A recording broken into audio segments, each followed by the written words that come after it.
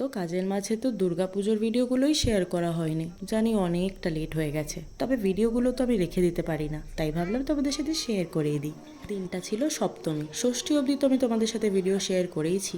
তো সপ্তমীর দিন গেছিলাম আমার দিদিরা আর প্লাস বাচ্চাগুলোকে নিয়ে সল্টলেকে ঠাকুর দেখতে। এই ভিড়ভাট্টার মধ্যে সল্টলেকের কিছু প্যান্ডেল আমার বেশ ভালো লাগে, যেরকম আগের বছরও গেছিলাম। ভেবেছিলাম তো আমি একাই বেরোবো, কিন্তু আমার দিদিরা কিছুতেই ছাড়লো না, তাই সবাই মিলে রেডি হয়ে বেরিয়ে পড়েছিলাম।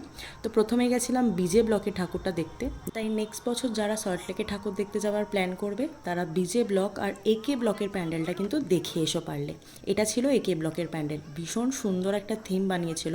আর তখন প্রায় 10:30-11টা বাজে, এত ভিড় আর প্রচণ্ড লাইন দিতে হয়। কিন্তু আমরা বাঙালি, এই ধাক্কা না খেয়ে গরমে ঘেমে স্নান না করে যদি ঠাকুরই না দেখলাম তাহলে কি মজা। তারপরে ওই গরমের মধ্যেও আমি একটু চা খেয়ে নিলাম, কারণ ওটাই হচ্ছে আমার এনার্জি ড্রিঙ্ক। তারপরে চলে গেলাম বিকে ব্লকে।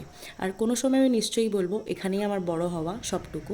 পুচকু তো প্রচণ্ড ক্লান্তি হয়ে গেছিলো, মানে এত গরম আর ঘেমে গেছিলো। তারপরে চলে গেছিলাম, এটা বোধহয় ইসি ব্লক। তারপরে এফডি ব্লকেও গেছিলাম, খুব ভালো ভালো প্যান্ডেল কিন্তু ছিল। তো আমি সবটুকু শেয়ার করতে পারিনি, নাহলে অনেক লম্বা ভিডিও হয়ে যাবে। এবছরের এই অন্যরকম দুর্গাপুজোটা আমি সারা জীবন মনে রাখবো, তাই সবটুকু তোমাদের সাথে শেয়ার করে রাখলাম। নাহলে আমি কোথাও গিয়ে ভাবতাম যে কিছুই শেয়ার করা হয়নি। যাই হোক, দেখা হচ্ছে নেক্সট ভিডিওতে। ভালো লাগলে একটা লাইক করে দিও। বাই।